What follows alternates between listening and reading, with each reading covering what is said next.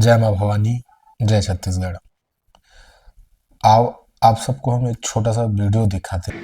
छत्तीसगढ़ संत समिति विगत कुछ दिनों घटनाक्रम में छत्तीसगढ़ प्रांत में उपद्रव मचा रहा है, जिसमें विशेष छत्तीसगढ़ क्रांति सेना एवं जय जोहार पार्टी के अमित बघेल नाम के व्यक्ति द्वारा लगातार छत्तीसगढ़िया के नाम पर छत्तीसगढ़वाद का जाल फैलाने का कार्य किया जा रहा है। अमित बघेल की उपद्रवी अमित बघेल लगातार उपद्रव मचा रहा है। आप देखते हैं, आप सुने कि कौन उपद्रवी है और कौन शांत लोग। जब वो लोग उपद्रव मचाते हैं तो भैया वो आंख में नहीं दिखती है, वो भीतर ही भीतर घनघोर उपद्रव होता है। और ये अमित बघेल जरूर उपद्रव मचा रहा है। दो प्रकार के युद्ध कहे हैं शास्त्रों में। तुम दो साधु संत के सभा लगाए हो, अभी आप सबको भी पता चल जाएगा कि साधु संत है, साधु है कि असाधु है, साधु संत है कि नहीं है। दो प्रकार के युद्ध कहे गए हैं। एक तो युद्ध जो होता है धर्म, और एक युद्ध होता है धर्म, अधर्म और धर्म का युद्ध। ये दो युद्ध है। युद्ध तो दोनों है, लड़ाई और मार और झगड़ा दोनों में होना है, लेकिन भाई एक सत्य के लिए है और एक असत्य के लिए है।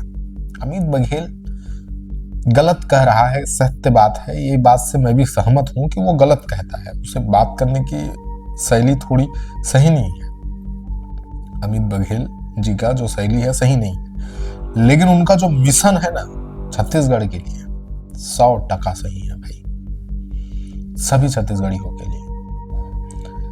अब ऐसे उत्ते भुच्चे साधु आएंगे और एक क्रांतिकारी व्यक्ति को अपशब्द कहते जाएंगे।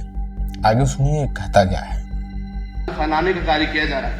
अमित बघेल की मंशा पर छत्तीसगढ़ प्रांत संत समिति निर्णय लेते हुए निंदा प्रस्ताव पारित करती है कि राजिम कुंभ कल्प की मनगढ़ंत व्याख्या करना, एक राष्ट्र एक विधान एक संविधान के पवित्र संकल्प को लेकर चलने वाले अमर बलिदानी श्यामा प्रसाद मुखर्जी के लिए अपशब्द बोलना अपने आप में राष्ट्रद्रोह है। आपने सुना कि जो बात है अमित बघेल जी द्वारा कही गई। मैंने आपसे भी पहले कहा कि कुछ बातें जो है अमित बघेल जी ने कहा है वो बातें हर एक व्यक्ति को जूचेगी नहीं, वो बातें मन को नहीं भाएगी। ये बात तो पूरा 100% सत्य है। तो अमित बघेल जी से एक निवेदन है, शायद मेरा मैसेज उन तक पहुंचे। एक गुरु के भांति नहीं सही, एक सहयोगी के भांति कम से कम मेरी बात को सुने वो, कि भैया आक्रोश से काम ना लीजिए, क्योंकि आपका जो मिशन है ना वो 100% काम करेगा। बस आप अपना आक्रोश जो है थोड़ा दबा के रखिए और बुद्धिमत्ता और होशियारी से चलिए, क्योंकि आपका जो मिशन है वो लोगों के आंख में दिख रहा है और ये दोनों के दोनों पार्टी खत्म हो जाएंगे। बस आप उछलिए मत, आपसे निवेदन है। अगर आप कहीं कुछ हुए तो शायद ही फिर और उठ पाएगा व्यक्ति, क्योंकि ये जो मिशन है बड़ा महत्वपूर्ण है और एक कांग्रेस और बीजेपी जैसे दो पार्टी है, इनके लिए घातक है। बात यहाँ राजनीति की नहीं है, बात यहाँ लोगों की है। वर्तमान में आप जैसे व्यक्ति की आवश्यकता है ना। तो ऐसे साधु संतों को टिप्पणी थोड़ा सा ठीक नहीं है। अपना राजनीति में टिप्पणी रखिए, समय समय में रखिए, लेकिन थोड़ा सा अपने वाणी को संभाल के रखिए, आपसे निवेदन। और आगे उनकी मूर्ति पर लघु शंका करने की नीच मानसिकता रखने वाले अमित बघेल को धर्मद्रोही घोषित करते हुए समस्त छत्तीसगढ़ प्रांत संत समिति के संतों एवं महंतों ने यह निंदा प्रस्ताव पारित किया है और समस्त छत्तीसगढ़ वासियों को सूचित करती है कि इस व्यक्ति के भ्रम में न पड़ने का सुझाव देती है एवं छत्तीसगढ़ शासन से मांग करती है कि अमित बघेल को गिरफ्तार करके कठोर से कठोर दंड दिया जाए। यदि आप सब सहमत हैं तो ओम ध्वनि के साथ इसको पारित करें। तुम खुद नहीं हो यहाँ छत्तीसगढ़ के, इसमें से कम 2 से 3 आदमी छत्तीसगढ़ का होगा, बाकी है ही नहीं छत्तीसगढ़ के, बाहर से।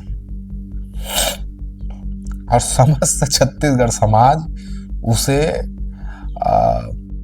एक दुष्ट व्यक्ति के रूप में उसे घोषित करते हैं। किसे? अमित बघेल को।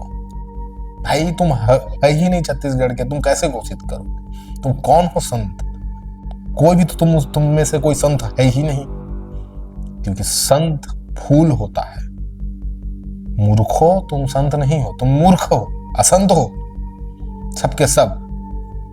क्योंकि संत जो होता है वो फूल होता है। जैसे फूल खिलता है तो अपने आप महक चली आती है, कहने की आवश्यकता नहीं पड़ती कि हम संत है, हम साधु है, समाज है संतों का। अरे मूर्खो, फूल खिलने पर सुगंध चली आती है, व्यक्ति समझ ही जाता है कि ये फूल है, ये गुलाब है, ये कमल है, ये मोगरा है, समझ जाते हैं, झलक जाता है। और तुम छत्तीसगढ़ के व्यक्ति ना होते हुए भी तुम एक छत्तीसगढ़ के हित में बात करने वाले व्यक्ति को उपद्रवी घोषित कर रहे हो। ये छत्तीसगढ़ के निवासी सब जानते हैं, तुम्हारे बताने की कोई आवश्यकता नहीं, तुम सब बाहर से हो। अब एक व्यक्ति इसमें बैठा था, मैंने उसे देखा ध्यान से और मैं दिखाता हूँ वो व्यक्ति है कौन। भगवान श्री राम शायद आप समझ पाएंगे, केवल देख पाएंगे। आपने देखा कि यहाँ कौन बैठे थे? यहाँ बैठे थे राम सुंदर दास महंत, बुद्धाधारी मठ के। एक यही व्यक्ति है जो छत्तीसगढ़ का है, जो दिख रहा है कि छत्तीसगढ़ का है। भैया ये कोई संत महात्मा नहीं है, इतना बात याद रखना। ये कोई संत वंत महात्मा नहीं है, ये 100% राजनेता है, राजनीति करता है, कांग्रेस का नेता है और छत्तीसगढ़ी क्रांति सेना भाजपा और कांग्रेस दोनों को टक्कर देगी। तो हर एक तरफ क्रांति सेना को तोड़ने का प्रयास है और कुछ नहीं है। ये कोई महात्मा नहीं है। देखो, महात्मा सहात्मा के चक्कर में मत पड़ना भाई। जो संसार के हित और यह लोग और वह लोग दोनों लोग के हित की बात करता है, वही व्यक्ति संत है, महात्मा है। बाकी सब खाने वाले हैं और तुम खिलाने वाले हो। तो आप सब छत्तीसगढ़ निवासियों से मेरा निवेदन है, अगर छत्तीसगढ़ में भविष्य में सुख शांति और समृद्धि से रहना है तो एक ऐसे आवाज को भी खड़ा करो जो तुम्हारे हित में खुल की बात करे, ना चाहते हुए भी खुल की बात करे। और ऐसा आवाज अभी वर्तमान में मेरी नजरों में एक क्रांति सेना दिख रहा है। तो आप सबसे निवेदन कि सबके बातों में मत आना, अपनी बुद्धि से विचार करना। मैं कहता हूँ कि मेरे भी बातों में मत आना, अपनी बुद्धि से विचार करना कि गलत क्या है और सही क्या है, और निर्णय करके भैया सहयोग करना, सहायता करना। आप सबसे इसी प्रकार आप सबको कुछ चीजें दिखाते हुए, कुछ चीजें बताते